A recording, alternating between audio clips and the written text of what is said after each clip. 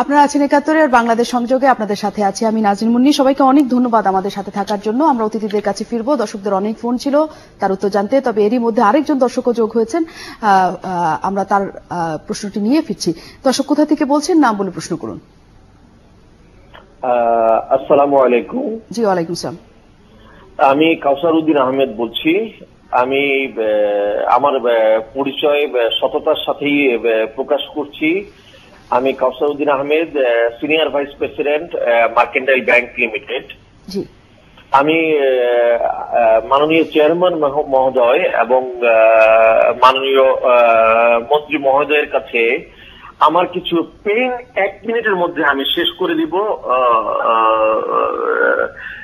কারণ আমি এই যে প্রশ্নটি করছি এই প্রশ্নটি করার প্রেক্ষাপটে যদি আমার কোনো ক্ষতি বৃদ্ধি হয় তাহলে এটা হবে আমার জন্য দুর্ভাগ্যজনক, কষ্টকর।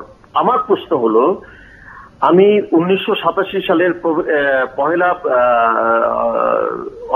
অক্টোবর আমি প্রাইভেট ব্যাংকে জয়েন করেছি। আমি বর্তমানে মার্কেন্টাইল ব্যাংকের জন্মলগ্ন থেকে আমি কাজ করে যাচ্ছি।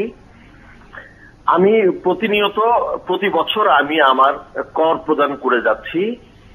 একজন প্রাক্তন মুক্তিযোদ্ধা এবং 2 বারের এমপি সন্তান হওয়া সত্ত্বেও আমার কাছে মাননীয় আওয়ামী লীগের এমপি বিফোর লিবারেশন এবং আফটার লিবারেশন, মাননীয় মন্ত্রী মহোদয় এবং মাননীয় চেয়ারম্যান মহোদয়ের কাছে আমার বিনয় নিয়ে আমি প্রশ্নটা করছি, এই যে আমরা প্রাইভেট ব্যাংকে যারা চাকরি করছি এবং প্রতিনিয়ত সততার সাথে যে পেমেন্ট কর প্রদান করছি, কিন্তু আমাদেরকে নৈতিক স্খলন জনিত কোনো কারণ আমাদের সাথে সংশ্লিষ্টতা নাই, কিন্তু আমরা 4-5 লাখ টাকা, কখনো কখনো 6 লাখ টাকাও আমাদের প্রদান করতে হচ্ছে। না এদিক থেকে আমরা কোনো স্বীকৃতি পাচ্ছি না, কোনো সহযোগিতা, সততার সাথে সহযোগিতা পাচ্ছি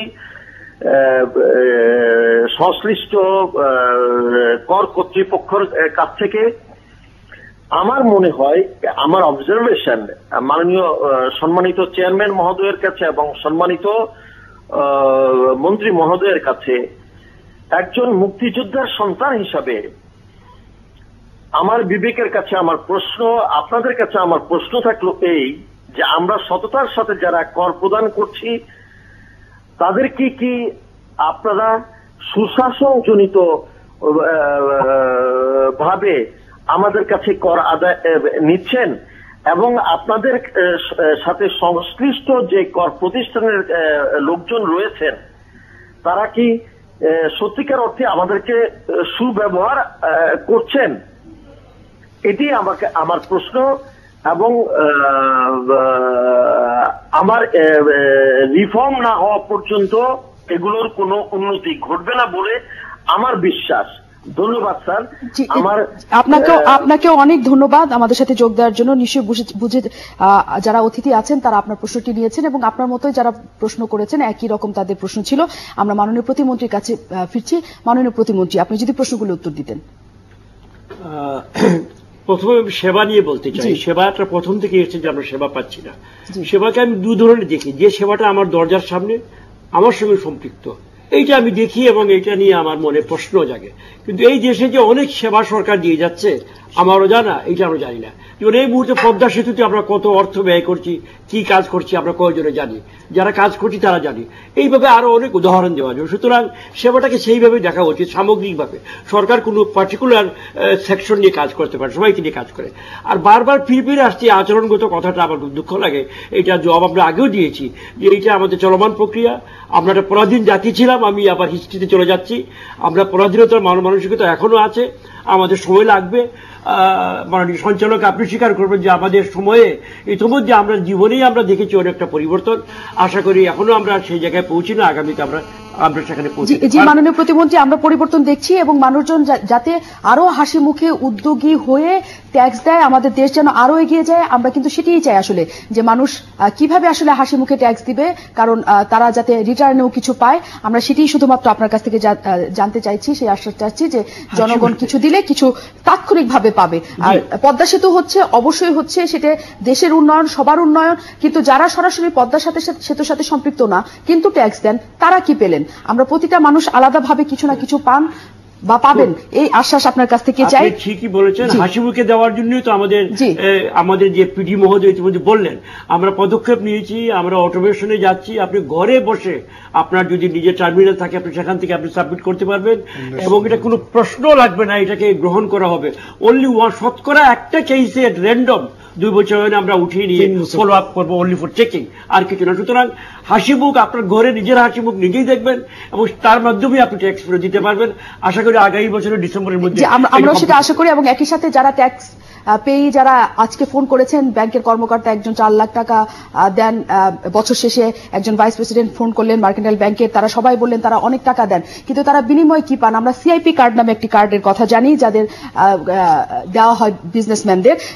তেমন কোনো কার্ড কি আসলেও করদাতাদের জন্য থাকবেন কিনা, তারা সেই কার্ড দেখিয়ে কোনো সুবিধা পেতে পারেন কিনা, আমরা মাননীয় প্রতিমন্ত্রীর কাছে ফিরবো। তবে তার আগে আমাদের সাথে নতুন একজন অতিথি যোগ দিয়েছেন, আমাদের কারণ বাজার নিউজ সেন্টার থেকে যোগ দিচ্ছেন মোয়াজ্জেম হোসেন, তিনি ফাইন্যান্সিয়াল এক্সপ্রেসের সম্পাদক।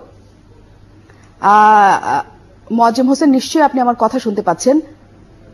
শুনতে পাচ্ছি। জি, আপনাকে অনেক ধন্যবাদ আমাদের সাথে যোগ দেওয়ার জন্য এবং স্বাগত বাংলাদেশ সংযোগে। আমি জানি না ঠিক আপনি কতটুকু শুনতে পেয়েছেন। আমরা যেটা নিয়ে কথা বলছি যে জনগণ সরাসরি কর দিয়ে আসলে কি পাচ্ছে দিন শেষে বা বছর শেষে, তার নিজের জন্য কি পাচ্ছে, দেশের উন্নয়ন হচ্ছে ঠিক। আমরা আপনার কাছ থেকে জানতে চাই যে জনগণের এই অবস্থান থেকে জনগণকে উত্তরণের আসলে কি উপায়, জনগণ কিভাবে হাসি মুখে আসলে ট্যাক্সটি দিবে, ট্যাক্স দেওয়ার পর তার মনে হবে না যে এতগুলি টাকা আমার কাছ থেকে চলে গেল। এখানে আমি বক্তব্য দেওয়ার আগে একটা কথা বলে রাখি যে ট্যাক্স দেওয়াটা কিন্তু প্রত্যাশার সাথে এমনি রিলেটেড না। এটা হচ্ছে ট্যাক্সের কোনো কুইড প্রো কো নাই, করেন ডাইরেক্ট করে, সেটা আপনি কিছু পাবেন সেই প্রত্যাশা করে আপনার দেন না, সেটা একটা অ্যাসপেক্ট। থিওরিটিক্যালি ট্যাক্সের কোনো, আমার মনে হয় হাসান মনসুর সাহেব উনি জানেন, যারা উপস্থিত আছেন মাননীয় প্রতিনিধি, ট্যাক্স ইজ এ অব্লিগেশন। আপনার ইনকাম হলে আপনার ট্যাক্স দিতে হবে। কিন্তু সেই বলা সত্ত্বেও এটা বলবো যে ট্যাক্স, আমাদের দেশের ট্যাক্স দেওয়ার প্রবণতাটা এখনো কম, কারণ আমরা ট্যাক্স জিডিপি রেশিও যা দেখি তাতে বাংলাদেশ দক্ষিণ এশিয়ার যে সমস্ত দেশগুলি আছে সেই তুলনায় আনুপাতিক হারে কম। আপনি যদি, এবং আমাদের ইনক্রিজিংলি কিন্তু আমরা প্রত্যক্ষ করের উপর নির্ভর হতে হবে, আমরা আমাদের মানে ইনডাইরেক্ট ট্যাক্সেশনের পার্টটা কমবে। তা সত্ত্বেও আমি বলবো এখানে আপনার যে প্রত্যাশা আমাদের, সেই প্রত্যাশা হচ্ছে ট্যাক্স নিয়ে আপনি কি করেন, যেটা হচ্ছে আপনার মূল প্রশ্ন, আমরা ট্যাক্সের রিটার্নে আমি কি পাই। এই প্রত্যাশা কিন্তু ট্যাক্স আমি বাধ্যবাধকতা হিসাবে দিলেও আমার এই প্রশ্নটা থাকবে এবং সবারই থাকবে। কতগুলো ইস্যু এসছে, একটু স্বাভাবিকভাবে আপনার হাসান মনসুর সাহেব উল্লেখ করেছেন, এর আগে আমি ওনার বক্তব্য শুনেছিলাম, আমাদের ট্রাফিক জ্যামের কথা, এডুকেশন সেক্টর, শিক্ষা খাতের কথা, স্বাস্থ্য খাতের কথা। যারা ট্যাক্স দিয়ে, আমিও নিয়মিতভাবে ট্যাক্স দিই, ট্যাক্স দিলে আমাদের প্রত্যাশা থাকে যে ট্যাক্সের টাকাটা সরকার কিভাবে ব্যয় করবে। সেই ইস্যুটা আরো ইম্পর্টেন্ট এই জন্য, কারণ আপনাকে আস্তে আস্তে ট্যাক্সের পরিধি বাড়াতে হবে, এবং ট্যাক্সের পরিধি বাড়াতে হলে আপনাকে অধিকতরভাবে অধিক সংখ্যক লোককে ট্যাক্স আওতা আনতে হবে। এখানে আপনাকে সার্বিক ইস্যুটা আমার মনে হয় গভর্নেন্স স্ট্রাকচারের সাথে রিলেটেড। আপনি কিভাবে সরকার গভর্ন করছেন, সেখানে পাবলিক এক্সপেন্ডিচারের প্যাটার্নটার ভিতরে আপনার স্বচ্ছতা আছে কিনা, জবাবদিহিতা আছে কিনা, এবং বড় জিনিস ভ্যালু ফর মানি, আমি যে টাকাটা দিচ্ছি তার বদলে কি হচ্ছে অ্যাকচুয়ালি। এবং সিটিজেন চার্টার নামে একটা কথা আজকাল বের হয়েছে, ভ্যালু ফর মানি, এগুলি প্রয়োগ আমরা বাংলাদেশে চাই। আর একটা ইস্যু হচ্ছে আমরা যত বেশি আমরা এই কর আরোহণের ক্ষেত্রে ইন্টারফেস ট্যাক্স অফিসিয়ালের সাথে ট্যাক্স পেয়ারের সরাসরি সংযোগটা কমাতে পারবো, তাহলে আমার মনে হয় ট্যাক্স খাতে যে আমরা যে সমস্ত কথাগুলি শুনি, ইরেগুলারিটি বলেন, বলেন, সেগুলি আমরা অ্যাভয়েড করতে পারবো। একটা প্রশ্ন যৌক্তিক এখানে এসছে, যেটা আমি বলবো, উন্নত দেশে দেখেন কিন্তু আপনার যারা ওল্ড এজে একজন ব্যাংক কর্মকর্তা উল্লেখ করেছেন, তারা অনেকগুলি আপনার ফ্যাসিলিটি পেয়ে থাকেন। সেই ফ্যাসিলিটিগুলি হচ্ছে আমাদের স্বাস্থ্য খাতে বলেন, তাদের হেলথ কেয়ার ট্রিটমেন্টে বলেন, একটা বড় অংশ কিন্তু অধিক সংখ্যক লোকের ইনক্রিজিংলি যারা 60-এর ঊর্ধ্বে যান সেখানে দেন। সেখানে কিন্তু ট্যাক্স স্ট্রাকচারে, বিদ্যমান ট্যাক্স স্ট্রাকচারে কোন রকম ইনসেন্টিভ দেওয়ার সুযোগ নাই, কোন রকম রিবেট দেওয়ার সুযোগ নাই। এই বিষয়গুলি আমার মনে হয় বিবেচনার দাবি রাখে। আর আমরা যদি সার্বিক সরকারের ব্যয়টা দেখি, ব্যয়ের ভিতরে আমরা দেখব বেশিরভাগ ব্যয়টাই হচ্ছে সরকারের বেতন দেওয়ার ক্ষেত্রে, আরেকটা হচ্ছে সাবসিডি দেওয়ার ক্ষেত্রে, সাবভেনশন মানে সরকারি স্কুল টিচারদের বেতন 70% থেকে 80% 100% পর্যন্ত দিয়ে থাকেন। আরেকটা হচ্ছে সরকার তার ইন্টারেস্ট পেমেন্টস তার সার্ভিস করে থাকেন। এগুলি দেওয়ার পরে যেগুলি থাকে সেগুলি আপনার রাজস্ব বাজারে উদ্ধৃত থাকে, তারপর সরকার বরোইং করেন, তারপর ডেভেলপমেন্ট করেন। এখন এক্সপেন্ডিচারটা প্রায়োরিটাইজ করা দরকার।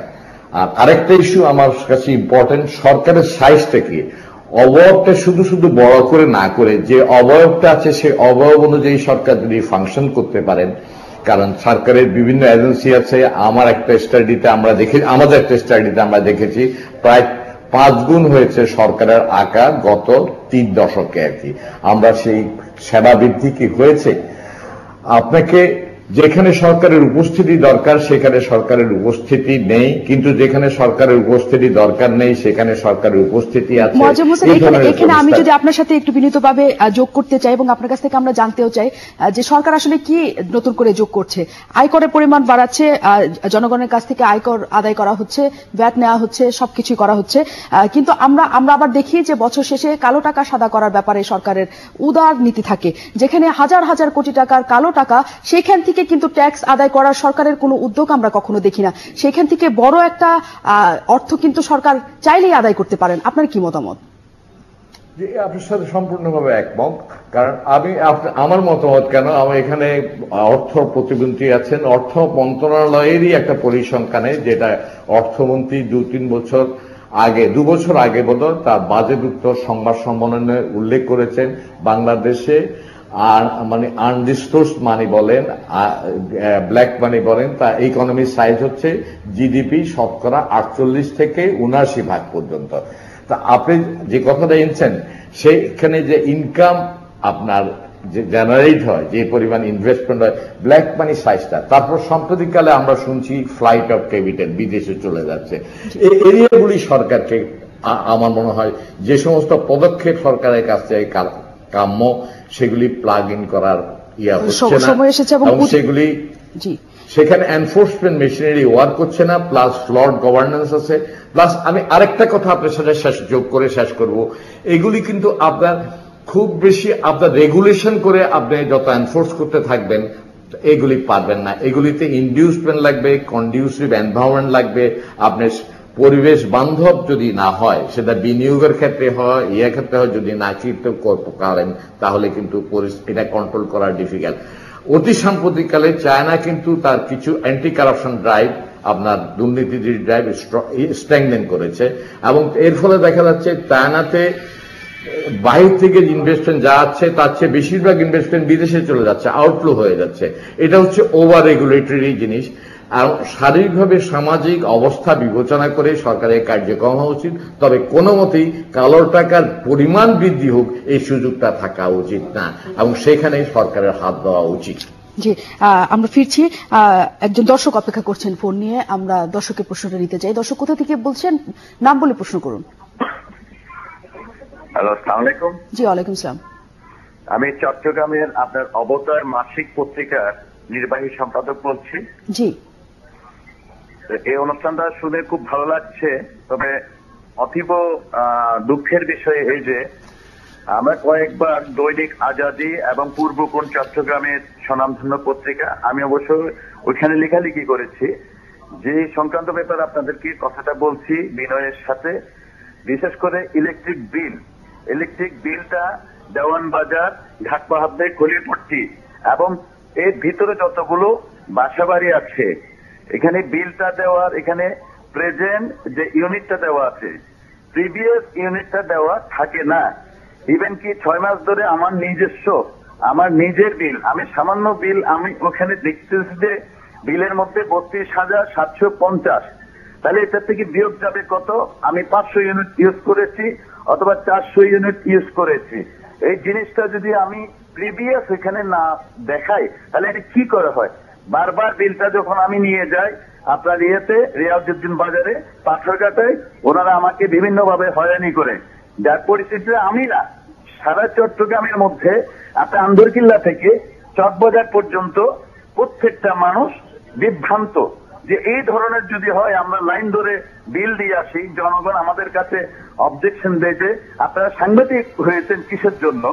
এই জিনিসগুলো যদি আমরা এরকম কষ্ট করে প্রতিটা মাসের বিল পে করার পরও যদি আমরা শান্তিতে এইভাবে থাকতে না পারি, এটার জন্য কি করা যায়? 32,750 একজনের বিল দেখলাম, তার প্রিভিয়াস এখানে কোনো কিছু লেখা নেই, নিচে লেখা আছে আপনার 400, তারপর লেখা আছে। এপারিসে যদি বিলটা দেওয়া হয় তাহলে আমি কি বা পেলাম?